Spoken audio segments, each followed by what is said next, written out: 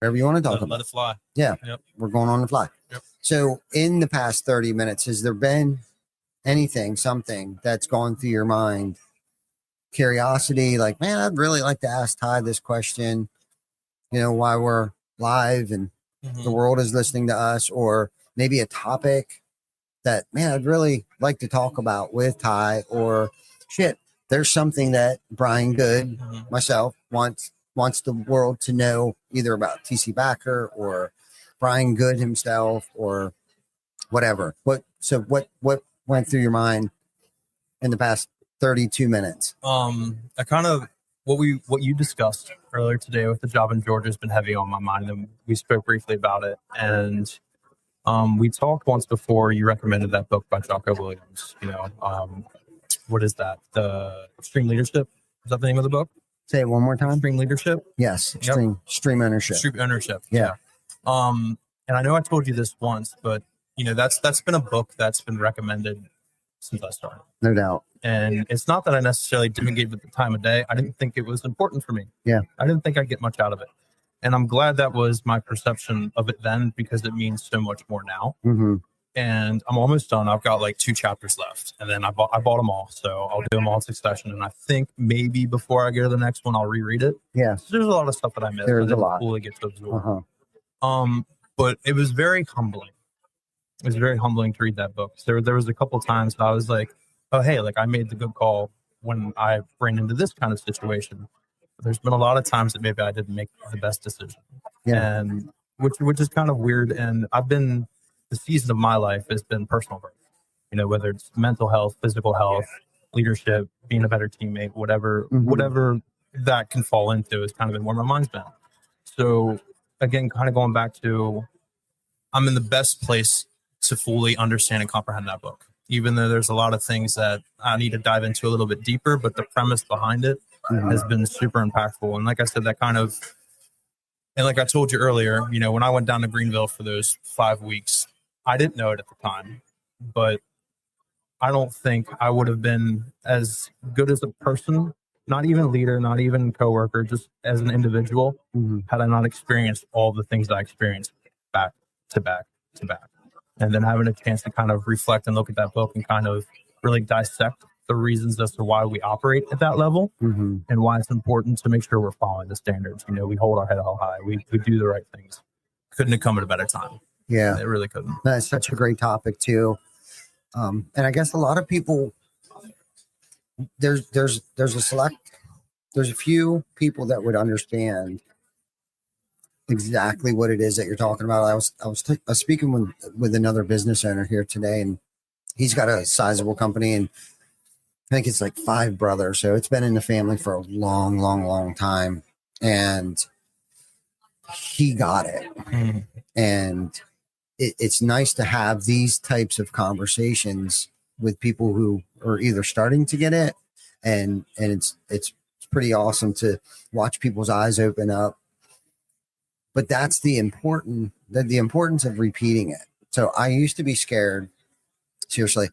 And Vic and I have had this conversation over the years of hosting the podcast or speaking on stage or just talking to people in general. Like, man, I don't want to be that guy that, you follow around the country that is on stage and repeating himself. Like, I don't want to be that guy. And I don't know where that came from. But the importance of repeating things, because you don't know where somebody's going to be. Correct. To be receptive to hear the message. Okay. Same with me. I'm the same. Jana for 2 years has been trying to get me to read this book. And I will try. I'd start it. And it's like, I just wasn't there. Yeah. I wasn't there. Like it just wasn't clicking. I wasn't comprehending it. I wasn't able to listen to it. Right. I wasn't able to hear the message until a series of events start to happen. I'm put in situations or positions, not necessarily bad or negative, but opportunities. Sure. Right. I'm presented with opportunities where I have something coming up, an opportunity coming up. And it's like, for whatever reason, I was on the treadmill and I'm kind of scrolling through my phone and trying to find something like a podcast or something to listen to. Cause I like to try to multitask. Yes. So if I'm working out, especially on a treadmill, because I can pay attention when I'm on a treadmill. When I'm lifting weights, it's more like music and stuff to get pumped up. But when I'm walking, I love to walk, whether indoors or outdoors. I try to listen. I've listened to a lot of great books that way. And for whatever reason, you got your breathing, you got the blood flow going to your brain. You can, for me, I can absorb and comprehend things better. Long story short, I started listening to this book, and I swear she's been up my butt. Like, she's great. This author, she's magnificent. And I was just, and like, I got 3 of her books, and I'm like, I just don't know what you're getting, like hearing that I'm not hearing. Anyhow, I've recently started hearing it, like listening, and I'm like, I cannot believe that I didn't hear this sooner. Right. But I wasn't there yet. Do you know what I mean? My mind knew I wasn't ready or something, to hear that message. But and ironically enough, a lot of her books, name is Brene Brown. And she writes a lot of the titles of her book is like Daring Greatly. And if you know anything about Theodore Roosevelt, and if you've ever been in my office, I have his State of the Union speech on my wall. Yes. It's soon to be 3 times, up there twice right now, but I got another version of it, like a real old copy of it that's actually like printed on old newspaper or something I'm getting ready to put up. But if you read that, and I wish I knew it word for word, but he's talking about daring greatly. Okay. And she talks about being vulnerable, which is like a whole nother level of where in this journey that I'm on, like, I'm not saying I've mastered what I've been learning to this point, but like, I'm kind of at a different, like, okay, now I'm ready to get a little deeper. Right. It comes in stages. Yeah. Like it comes in stages. So like, I'm at this, like, and she talks a lot about courage. Okay. Like, there's a lot of catchphrases out there, resiliency and tenacity. And if you listen to Gary Vee, you hear all these new catchwords that everybody's starting to use, but it's like, what about just good old school, courage, and she talks about it, and courage and being vulnerable and creating an environment where people feel like they could get vulnerable. And rumbling. She talks about rumbling with vulnerability. Like, let's rumble. You know what I mean? Let's stop scratching the surface and let's really get in here. Yeah. And what is the root of the problem, or having those uncomfortable conversations that we're so used to walking by and ignoring, and then it manifests into something bigger and deeper and scarier and worse and all these things. And it's like, creating an atmosphere of, where people kind of just get used to being, I don't want to say called out on their shit, but like held accountable. What's that? Held accountable. Yeah, held accountable. You know what I mean? It's not a bad thing. And it's really, this is a growing moment for you. And through pain comes growth. So if you're upset with the conversation that we're having right now, the chances are it's probably true. And you don't like at the very least, it's a good thing. Maybe you're receiving it well. Yeah. Because there's been some times that I've been checked. I'm like, ow, that hurts. But you're right. Oh my God, are you around? I'm sorry I didn't see it. Yeah. It hurts to hear, but thank you. No, absolutely. Yeah. So I can totally relate to you. Or what's the importance of it? It's just a book, right? Until you really get in it and things start to click. Right. I love that when it happens. Like, especially like when you're in that season that you're in right now, and all of these Pandora's box starts to open up. You know what I mean? And all these paradoxes and sayings and sentences and quotes and meanings to things, start to form, and you start to form your own opinion about it, and can really start leaning into it, because now it has true meaning to you. And this is how you want to live. And this is what you want to live by, because it makes sense, because I've seen it. Right. I see it now. Yep. I see it. I finally get it, and it's really cool when you can get on that journey, and it's about personal development and not being perfect. Yeah. You know, because I think when I first started on this personal development journey, I thought I had to be perfect. Mhm.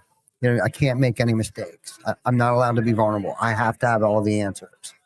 And that is the complete opposite of what I've learned so far. And that's where vulnerability comes into play too. Like, I need you to know that I don't have all the answers, but I need you to also know that we're both going to work towards finding the resolution to this together. Yes. Right. And when I said this morning about, like, you know, true humility, and but a true culture is when I'm learning just as much from my team as they have from me. That's what I mean by that. It's like I learn just as much from everybody around me.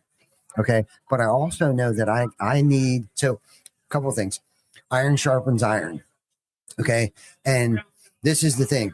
And Vic and I have talked about this before. If I'm hanging out with 5 people that aren't so smart, I'm going to be the 6th not so smart person. Right. If I'm hanging out with 5 wealthy people, I will be the 6th wealthiest person. Sure. Okay. So I have to continuously push myself to stay sharp so I can push you. Yes. Because if my cup is empty, I have to make sure that my cup is overflowing. Right.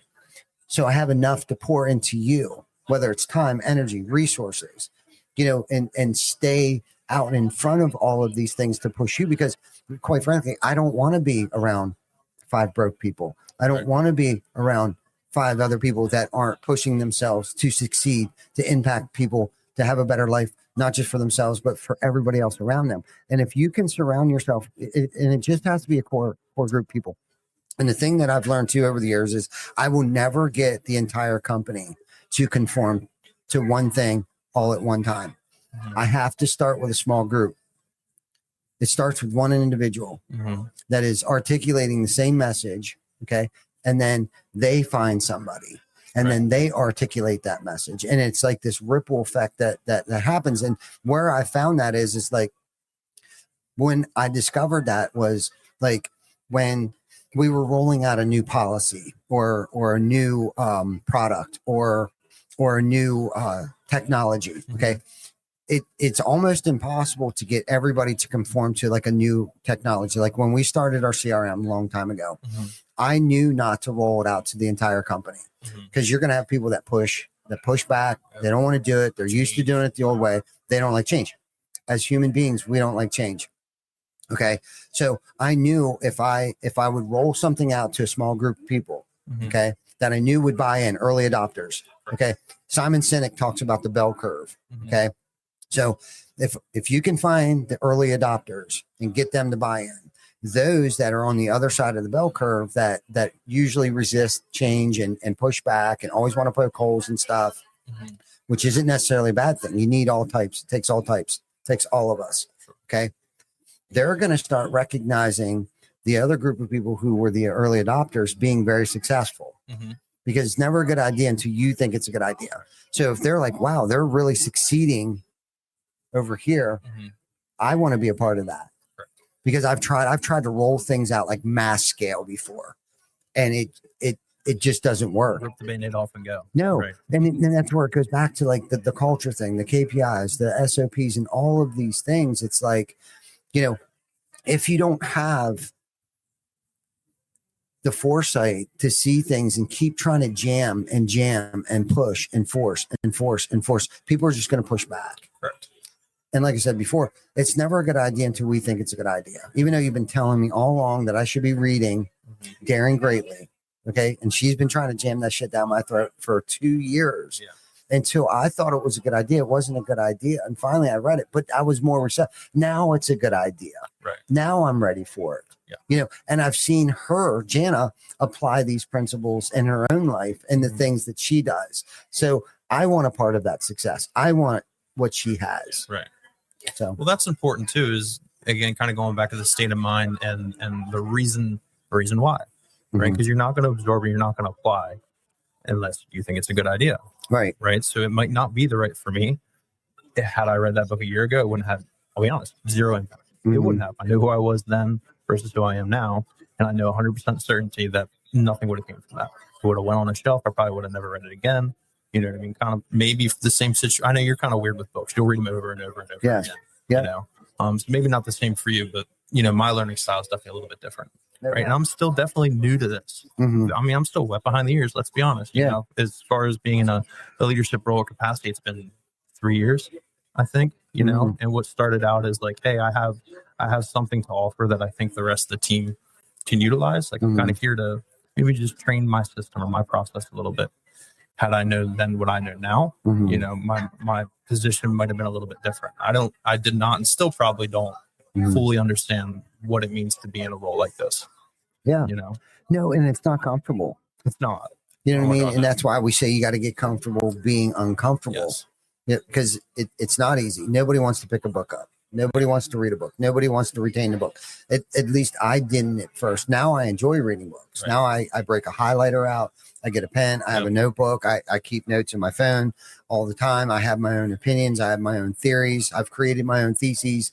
You know what I mean? I've the more that you dive into this personal journey and want to develop and become a better person and find out why we're here. I was talking to the gentleman over here. It's like, I've had a lot of money in the bank and I've been at my most miserable. I've been so unhappy. I've been broke as a joke, but couldn't have never been any happier. So I do know it's not even about the money. It's not about the dollars that I have in my bank account. It's the amount of people that I've impacted. Right. It's the amount of lives that I've touched that gives me my true wealth, and where I seek my true success is in the amount of people that I've impacted. And as you're on this journey and as you're absorbing these things, you're going to start jamming out and be like, okay, I have a room full of people that are starving to become better salespeople. Okay. And when that paradigm shift happens, okay, all of the other things that you are so self-consumed with no longer become paramount. Whether it's, I need to make more money, my car's broken down, I'm behind on my rent, like all of those things just seem to start taking care of themselves. I don't know how, I don't know why, and I really don't want to start questioning that. But I do know when I started to pour myself into other people, even when I didn't have it, even when my cup was half empty, okay, I would still suit up, show up, just like I did this morning. I'm running on about 2 hours sleep. There's some shit going on all week. And this would have been the week for me to not want to show up and do this shit. Right. And talk about this shit. Yeah. You know what I mean? But I suited up, showed up, and nobody knows any different. Nobody knows any different. Yeah. I'm still here. I'm still here to make an impression, to lead by example. Right. Okay. Like, I wouldn't expect you to show up if I wouldn't have showed up on 2 hours of sleep. Yeah. Like, how would I expect you to do that? Like, I understand shit goes on in life, but we also have responsibility, to be here, to show up, to make payroll, to do the things that sometimes seem almost impossible, but it always seems to work out. And what I was talking about earlier too, like, we only had culture for many years. There was no SOPs. Right. The standard was all hearsay. Yeah. And it was very fluid. It was not static whatsoever. Right. It changed however the wind blew and however I felt that day. Yeah. Okay, we're going to start doing it this way now. Sure. You know what I mean? And it can still be like that. Don't get me wrong. And it will always remain. I will never want, our culture to remain static. Right. Okay. Different people come into the fold. Different seasons of life happen. I get older, I mature. As I mature, the company matures. What worked 6 years ago won't work 6 years from now. Like, it will stay fluid, but that's the beautiful thing about it. It's like, and I almost look forward to not every challenge. Okay. But like, I start to look forward to challenges to try to figure out, because like we talked about before, and I know you've heard us talk about this, it's like, I stopped looking at shit like, why is this happening to me? Yeah. But more in terms of like, why is this happening for us? And I've even gotten myself excited, no matter how horrible the situation was that I've gone through. And you can ask Vic this. I'm like, dude, I can't wait to see what good comes out of this. Yeah. What good is going to come out of this? Even though you can't see it, there's no way something good's going to come out of this one, man. Like, there's no way. Right. Like, we might be going to jail over this one, right. Or whatever the case might be. But then all of a sudden it's like, man, that's like, I learned so much through so many mistakes, so many errors, and the worst things that I thought at that time turned out to be some of the greatest, mostly the greatest things that have ever happened to me. Yeah. Well, I remember Chuck, when his fucking truck broke down. And the only thing you could say is, how blessed are we?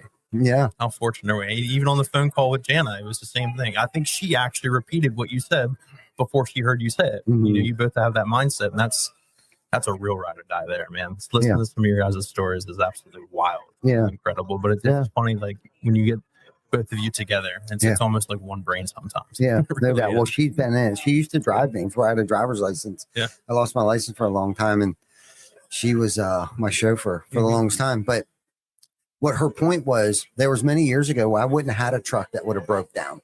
Yeah. You know, and how blessed were we to have a truck, poor ties, got a truck, broke down outside of Raleigh, North Carolina, or wherever the hell we were, right? Coming back from a roofing convention. You know, how dare me bitch and complain that Chuck broke down on the road. We had a truck for him to drive down with Fort Lauderdale, Orlando, Florida. We were coming out of Orlando, I think. No. We were in Greenville. Okay, Greenville, South Carolina, wherever we were, right? Got a team down there. And it would have been one of those moments about 10, 15 years ago where I would have totally lost my shit or panicked. How would I get this truck out of the Carolinas? Okay. And I'll give you a little synopsis of the story. So Chuck left before us, and his truck broke down. He calls us, where you guys at? We're about an hour behind you.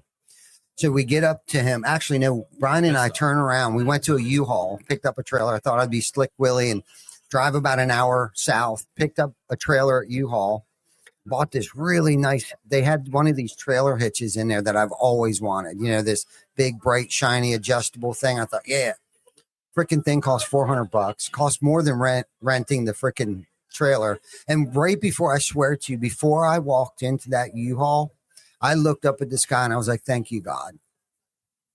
Thank you for the opportunity to be able to turn around in my brand new shiny truck and walk into U-Haul with a valid ID, put it down on the counter, and rent a freaking trailer.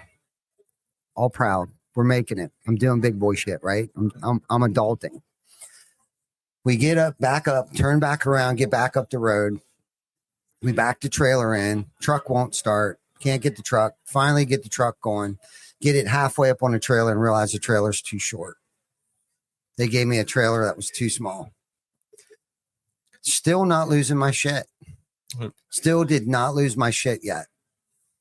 Next thing I know, this big ass, I don't know, we call it PennDOT truck. Down there, I don't know what they call it. Some kind of Del Dot, VDOT, South Carolina Department of Transportation truck comes rolling up. And big lights, comes out, good old Southern boy with a Southern drawl. How you boys doing? And mind you, we're on, I don't even know, 95, on the side of 95 or 81. And I mean, traffic is just burning by us. And we're barely off the road. And we're like, well, we've had better days. And he comes up and he actually tries to help us. So he pulls his truck because he didn't believe that the trailer was too short. And I'm like, listen, it's too short. And it was a mess because I had to disconnect the trailer from my truck, try to jump the truck, park next to the truck to keep it running because the alternator died. I'm up on the side of the hill, get the truck, trailer pops up, almost goes out into the highway. I mean, it is a complete shit show. Okay.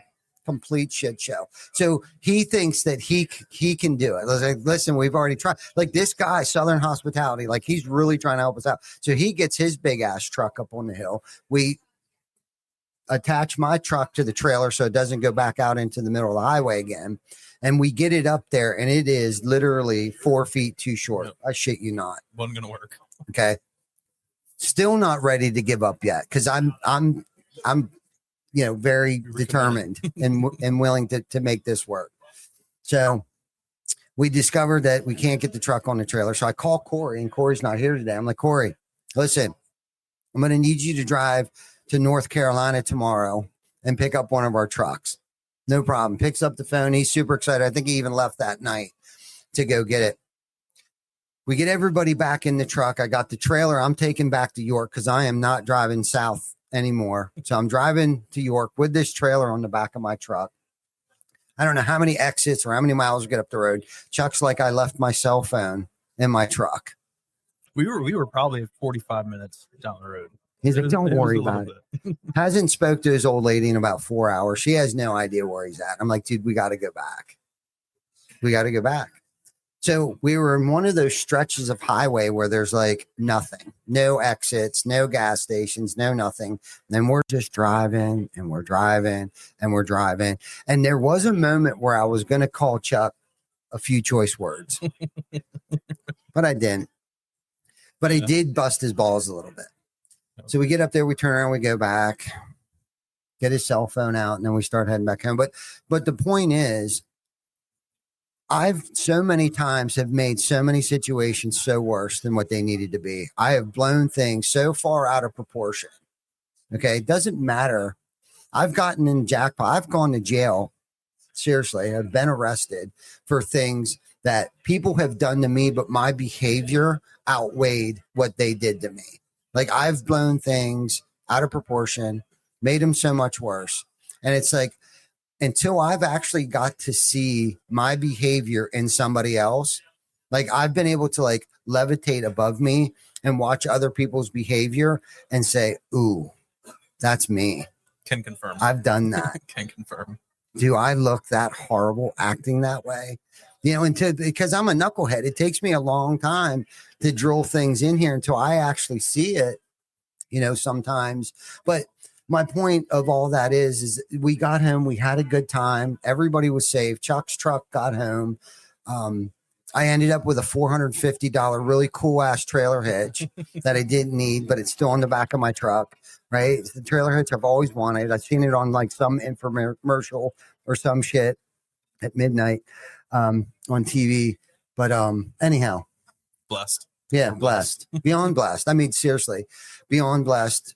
I mean, and to have you guys and everybody show up today to listen to me talk. Most of you guys have got to experience a lot of that.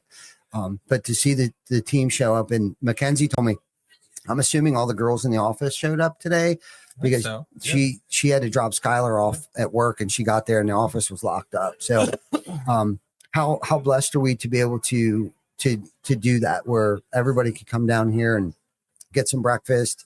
And I would have never thought that 20 years ago, I would have never thought we would be where we're at today, let alone I would have never thought I would have made it this far, you know, in life in general. And to talk about being a dad, you know, what being a dad's about today, and having that intentional time with my family, even if it's just for 5 minutes, and having the right woman in your life. Yeah.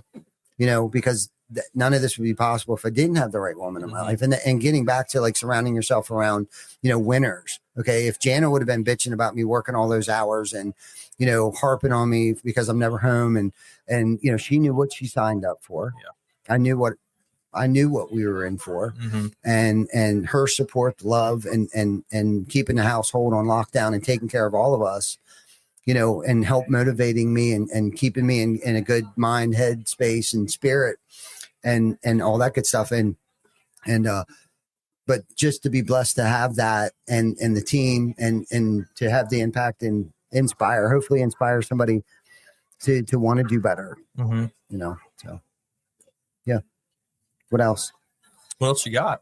I don't know. I love that shit, dude. I do. I think I saw Ben Kylie come in a little bit ago. Okay. But that was the Chuck in a truck. The Chuck in a truck. Chuck did get a tattoo on his neck, I swear to God, of Charlie Brown, Chuck in a truck on his neck. Where's Chuck? He's chucking a trailer now. I think Chuck in a trailer. Yeah, he's chucking a trailer. Chuck in a truck. Nope, I think he's in Harrisburg, actually. He's leaving. He left. Yeah. Yeah. No, we've had some interesting times. Yeah. Yeah. You know, but it happened for us. Yes. And I was thankful because I've seen Chuck in passing. That was the first opportunity I actually got to like be around him. And for those of you that don't know Chuck, he looks rather intimidating. He looks like he could be an asshole. Yeah. He is the sweetest guy, and I have nothing but the most love and appreciation for him. In that short little week, like I knew everything I needed to know. Yeah. Like, and that's something to talk about too, is the talent, not only the talent that you receive, but the quality of people we have. Yeah. I mean, most people wouldn't believe it. Right. You know, it's just incredible human being. Yeah. Well, Chuck is another example. Like Vic had his own business and came to work for us because he wanted to be a part of something. So did Chuck. Chuck was in our same industry, had a siding business, decided to we kind of acquired what business he had, and he came to work for us full time. Now he manages basically our Mid-Atlantic region. Yes. On the siding exterior portion of things. Jim Roast, he's another one that had his own business. Glenn Orr and I used to exchange work, share labor, and work for the same people, and because we were cordial and respected each other's footprint, we were able to continue that relationship to where it is now. And as you know, Glenn is our general manager. He's my punching bag. Like when shit goes down, I call Glenn. Yeah. And because of what we built here, and because of Glenn and the Chucks and the Jims of having that business mindset, they know how shit should go. Right. And that's a hard quality to find in somebody and teach somebody. I mean, it is a skill. Fortunately, it is a skill. Yes. And to have something that they want to be a part of, something bigger, something greater, a bigger impact, right. And to be the best at what we do. And we really believe that. And the beautiful thing about this is like, I was telling somebody earlier today, it's like, I still feel like we're just getting started. Like whether it's my personal development journey that I'm on right now, like I'm just scratching the surface. Like I'm still learning shit. Yeah. Every day I'm still learning something about myself, or my opinion changes on something, like, oh shit. Yeah. Well, that's important. A lot of people are very self-unaware. Mm-hmm. You know what I mean? And I don't think you're actually going to have that moment of true growth until you actually have a chance to reflect upon oneself. Yeah. Right. Until you understand yourself, or at least understand the way you think and how it could improve. Right. Waste your time. Yeah. So there's periods, again, much like seasons, there's going to be seasons in your life where you have to reflect about certain different personality traits, maybe the way you think about something, or you might be a little ignorant to one situation. Got to be open minded. Yeah. Have to. Yeah, for sure.